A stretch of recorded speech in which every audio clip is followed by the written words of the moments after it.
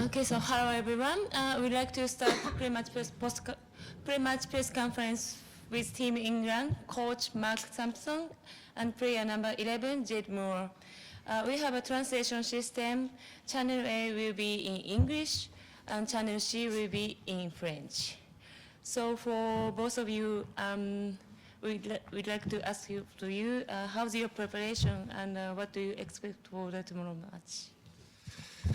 Preparation's been good. Teams off the back of a very positive performance and victory against a good Mexican team, so put ourselves in a good position in the group.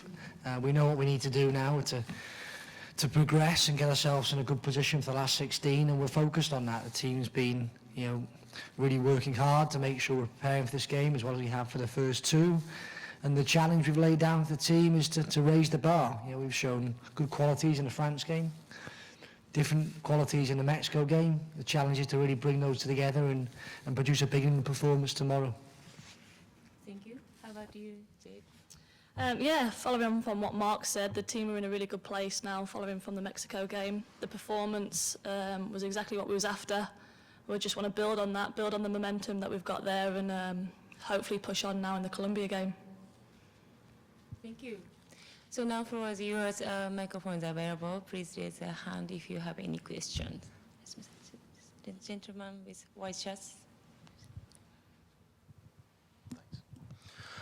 Hi, Mark. Can you let us know about sort of, as much as you can, changes from the Mexico game, and as much in terms of sort of tactics, how you're going to approach this game? Anything different? How are you going to approach this game to the Mexico game? And give us some idea of how the squad's recovered after that game as well.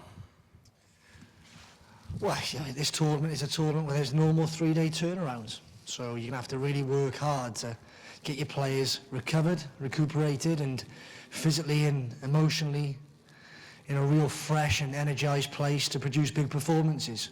And we know that against the quality of opponent we face in this tournament, we need to be at our max. So everyone's been working hard, players and staff, to give the players the best possible chance to arrive at the game tomorrow in both a physical and emotional great place to perform to their levels.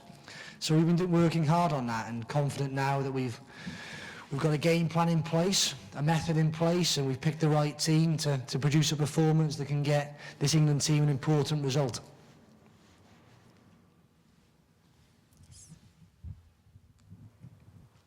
Mark, when do you expect to have Jordan Nobbs and Jodie Taylor match fit for this tournament?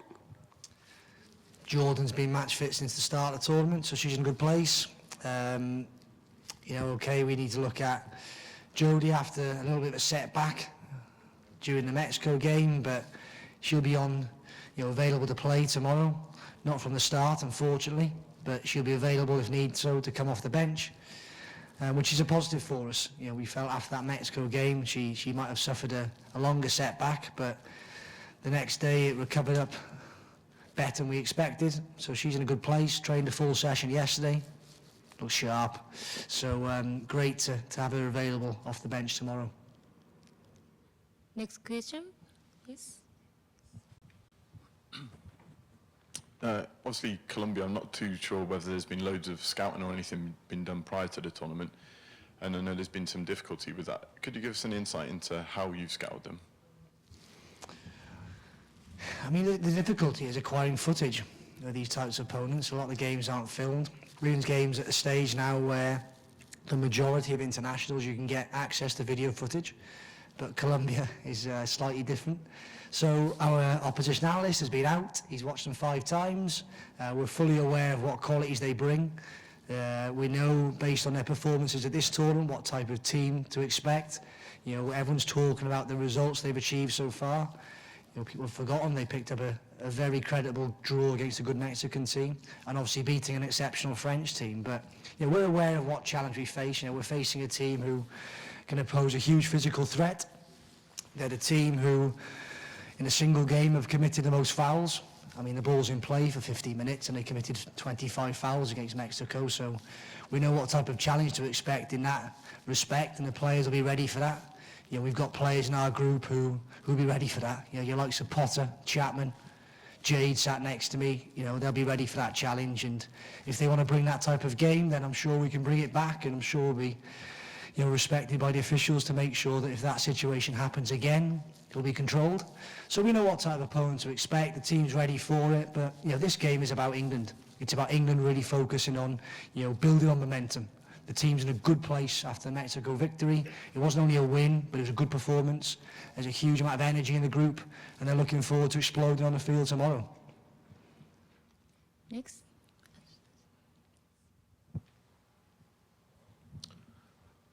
If I understand the tiebreaker rules correctly, you need to win, and if France wins, it goes to goal differential, right? So how is your team comfortable with the fact that you not only need to win, but you may have to score many, many goals? No, I don't care. It's about England winning tomorrow, about England performing, and our focus has been exactly on that. Whatever France do, whatever Mexico do is up to them. Our focus, and we're comfortable with the result as long as it's an England win. So that'll be our complete focus, has been over the course of the week. Produce a big performance, build on France, build on Mexico, and get the victory we want.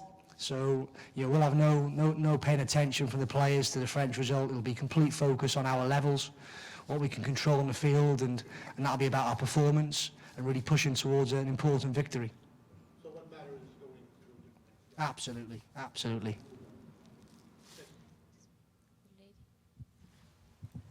Hi, a question for Jade. I don't know if you saw the Canada game last night or any of the games that have been played here. How do you mentally prepare to play in such a massive arena? This is the first time that I've come to see this stadium today, and from first sights, it's a big stadium. It's a beautiful stadium. I think the fact that it's such a big stadium only helps with the excitement about the game. It makes it a little bit more, not a pressurised situation, but it's something that you want to be performing on a world stage in a big stadium like this. Hopefully the crowd will be in, so there's a nice atmosphere around the stadium. And other than that, it's more exciting than anything. I think Montreal was a nice size stadium, especially when the seats were full. But tomorrow it'll be a different challenge and a different buzz around the stadium, I hope.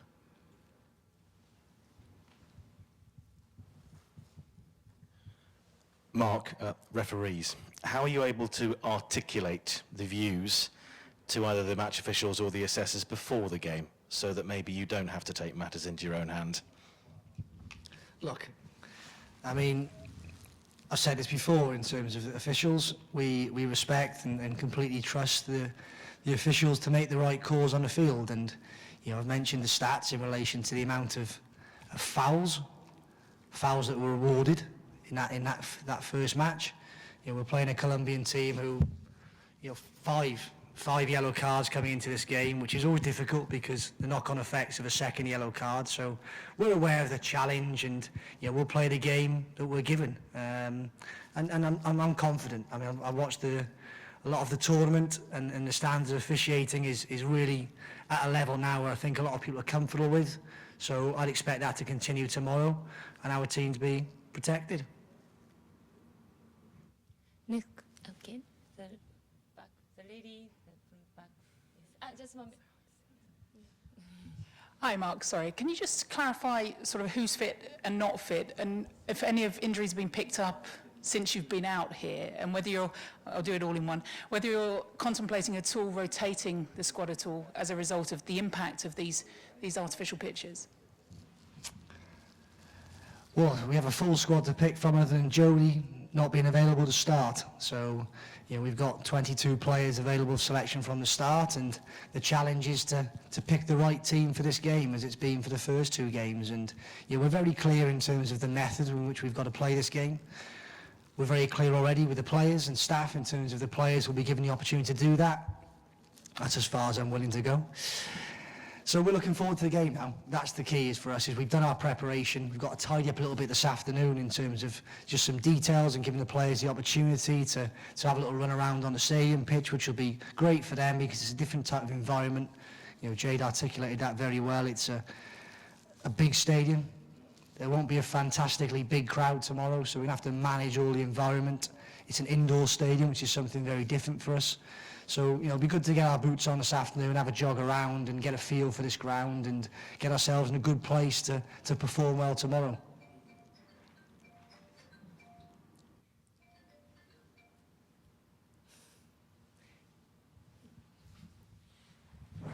Just another question to Mark. I know you're a very confident chap most of the time, but I'm just wondering what how your feelings have changed since you've got that first World Cup victory under your belt. Look, I mean, we're a group of players and a team that, you know, we do have self-belief. You know, the players are exceptionally talented players. We feel we've come into the tournament in a good vein of form. The team's been growing over the last year in particular. And we had a very clear method in terms of how we're going to prepare for this tournament and how we wanted the tournament to go. And it was about delivering performances. You know, and so far we haven't quite got to the standards we believe we can get to, but we're confident that we can keep building momentum. We can keep developing aspects of our game. We can keep growing our togetherness. And that's got to be our challenge throughout the tournament. And it's a big challenge tomorrow because, you know, off the back of that victory, you know, we've got to refresh our minds, get focused on this game, which the players have done really well. And they're excited about this different type of challenge tomorrow. So they'll be looking forward to that and ready for it, and confident if they perform to their maximum, they can get the result we need. Is the aim to win the group, and will you be taking notice all the way through your match of what the score in the other game is? It was interesting. I actually come to the game last night to watch the Canada-Holland game, and you could see towards the end it was a real knockout type of feel about it, and that the context of one other result affecting that game, you could see the impact that having on the players and potentially the coaches. So, you know, we're in a different situation. Our destiny is completely in our own hands. You know, we want to finish in those top two positions, which means we need to get a victory tomorrow, and that'll be the players' focus. You know, if France manage to score lots of goals and overtake us, then so be it, but our focus will be on, you know, performing to our maximum levels, playing a game in front of us, and getting England victory. Any questions? Okay. Jade, a lot has been made this week about the backstories of the players, and I know you all sat down before the tournament and talked about your own stories. For you, just explain a little bit about what you've gone through to get here at the World Cup and how much it means for you to be sat here right now. I think for every player that's here, everyone's got a story. Mine's very standard, worked hard, dedicated. You know, I've been in the England setup since 14 and haven't stepped away from it. Each year I've been involved in an England team. So for me, it's been a long journey. It's been a journey worthwhile. It's been ups and downs. You know, some teams I haven't been part of. Some teams I've been a regular starter. So for me, I've done it all. I've done the starting, the non-starting, and the supporting. So for me as an individual, I think I've grown up with international football, tournament experience, and it's only made me get to where I am today. So my story is an England story, really. It's not someone that's been out of the system for 7 years and all of a sudden come back with, you know, a dream of playing in the World Cup. My dream's always been playing in the World Cup, and fortunately for me, I've played in, this will be my third. So obviously youth tournaments. So, you know, other than that, it's just, I'm just really happy to be here and to be playing on the world stage and hopefully doing our country back home proud. Last question. Okay, if not, we'd like to close the pre-match press conference with Team England. Thank you very much. Thank you, Coach. Thank you, Jade. Thank you. And just for your information, England will start training from 3:30. First 15 minutes open to media. Thank you.